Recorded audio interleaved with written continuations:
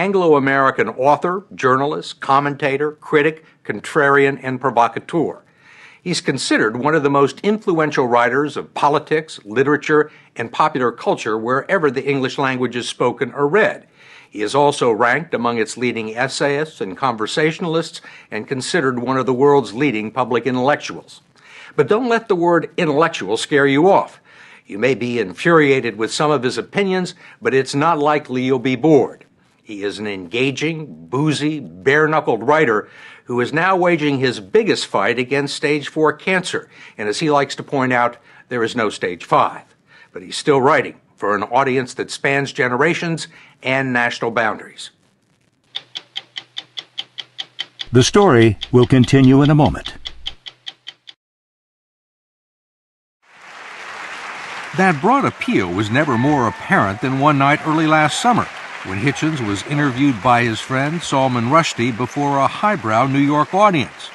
And then later, Christopher Hitchens appeared on Comedy Central's Daily Show with Jon Stewart, both to promote his new memoir, Hitch 22. How are you, sir? It's a bit early to say. Stop it. The audience may have assumed that Hitchens was making a joke about his well-known penchant for staying out late and drinking. In fact, unbeknownst to anyone, he had checked himself out of a hospital earlier that day after having been told that he most likely was suffering from metastasized esophageal cancer. I'm a member of a cancer elite. I rather look down on people with lesser cancers. Have people survived it? Oh, yeah, it can be survived. But the statistics are 5%, in other words, which are not the odds I would have picked. We began our conversations with him a few months after he had been diagnosed. He had already canceled his book tour and begun an intensive protocol of chemotherapy, which had robbed him of much of his energy and all but a few strands of his hair. Now, most of his research and rumination were focused on his own mortality. What is your life like right now? I mean, in terms of what you're able to do and how you feel physically? I was very afraid it would stop me writing.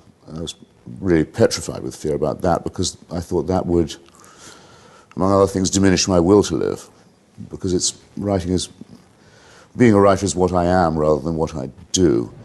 It would be impossible here to adequately summarize his output, since it includes 25 books and countless articles, reviews, and commentaries pounded out over 4 decades through a haze of cigarette smoke and filtered through kettles of Johnny Walker Black.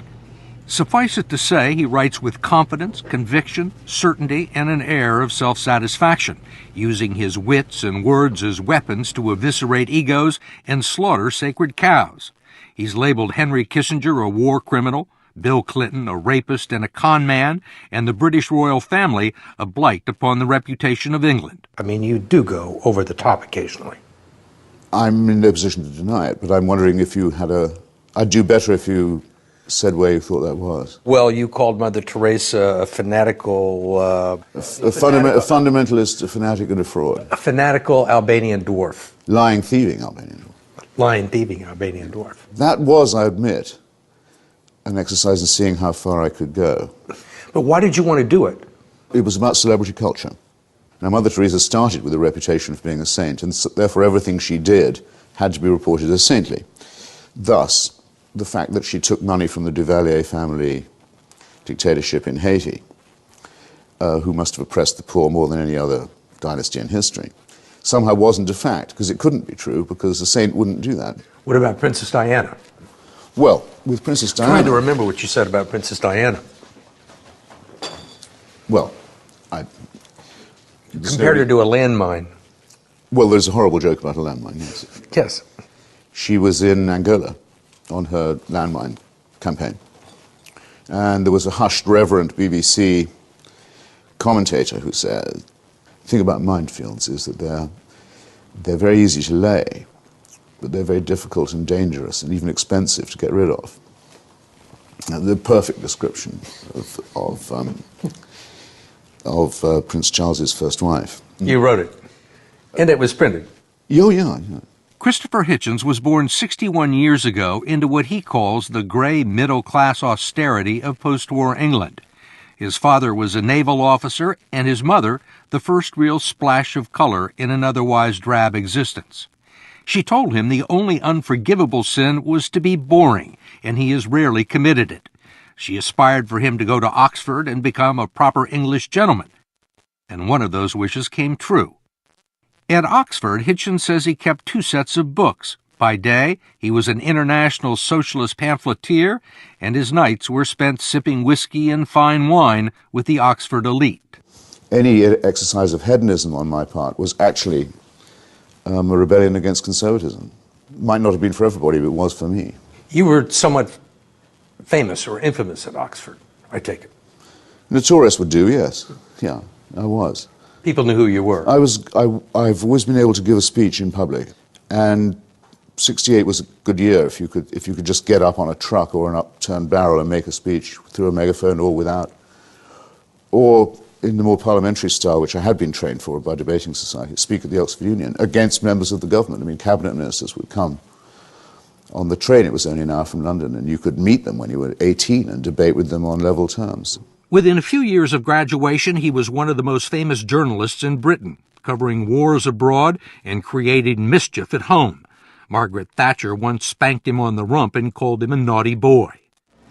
But he soon found England small and confining. And Dr. Samuel Johnson used to say, famously said, if a man is tired of London, he's tired of life. And I was tired of London by the time I was 30. I decided England was too small. I wanted to leave. I'd never get bored here. Here is Washington, D.C., where Hitchens has lived for the last 20 years with his wife, Carol Blue, and the youngest of his 3 children. They've not gotten around to actually hanging pictures, but Hitchens seems to know the exact location of every book in his vast library, from Byron and Spinoza to Gray's Anatomy. He's read all of them cover to cover and can still quote lengthy passages. And here's a collection of holy books, if ever I want to look for loopholes. For years, he hosted a famous party for Vanity Fair here, rubbing shoulders with Supreme Court justices, senators, Hollywood royalty, and network news anchors, providing ammunition to rivals who call him a shameless name-dropper and social climber. The apartment is currently being expanded with the proceeds of his recent bestseller, God is Not Great. You've elevated your career by picking on bigger and bigger targets. It's kind of gone from being Hitchens against Kissinger, Hitchens against Clinton, Hitchens against Mother Teresa, Hitchens against God. Well, in a way, of course it has to end with the belief in the divine, yes, because that is the origin of all dictatorship. To some, Hitchens may be most familiar as the country's best-known atheist. Don't keep the faith. He has taken on organized religion in his book, in dozens of articles, and on the debate platform all over the country. I don't think it's going to take 10 minutes to disprove the existence of God. Religion, he contends, is the source of all tyranny, and that much of the trouble in the world can be traced to fanaticism, whether it's practiced by Islamic terrorists or settlers on the West Bank. It is the wish to be a slave. It is the desire that there be an unalterable, unchallengeable, tyrannical authority who can convict you of thought crime while you are asleep. A celestial North Korea.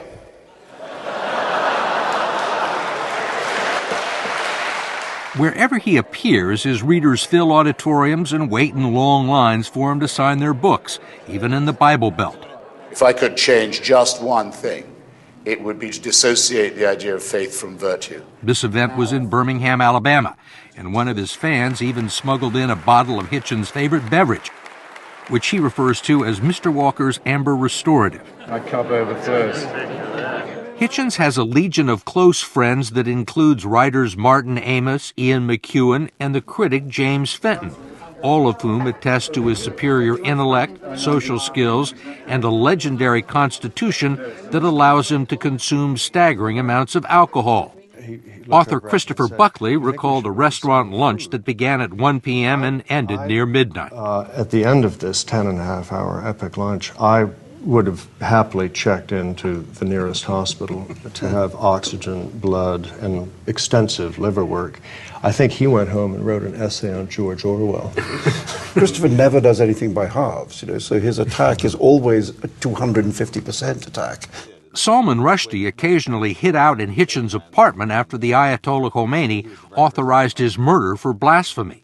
And Graydon Carter, the editor of Vanity Fair, is a longtime Hitchens employer, having assigned him to write about everything from what it's like to get a complete spa makeover to what it's like to be kidnapped and waterboarded. Hitchens quickly concluded that the latter was definitely torture, although the bikini wax was more painful. What was it like to edit him? He was so erudite that it was putting in sort of declarative sentences for the rest of us so we'd all be roughly on the same page. But the prose is absolutely perfect. You don't need to line edit, Christopher.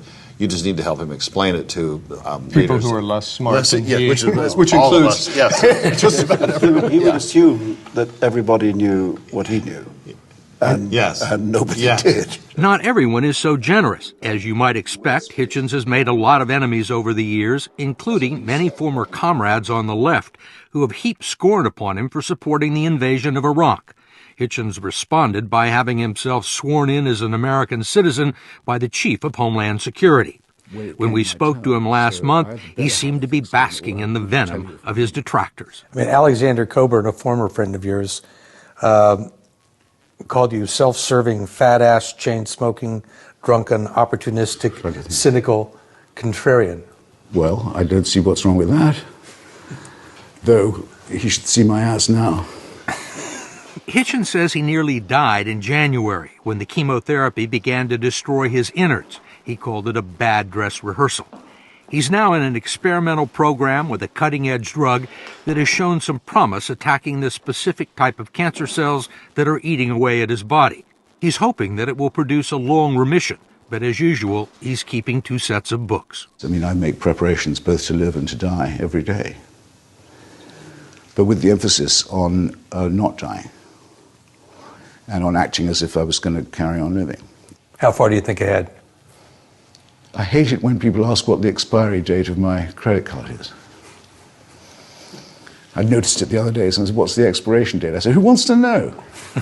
Hitchens has been deeply touched by the letters and emails that he's received, many offering prayers for his recovery. What's needed, he says, is a medical outcome that would have to be described, given the poverty of the English language, as a miracle.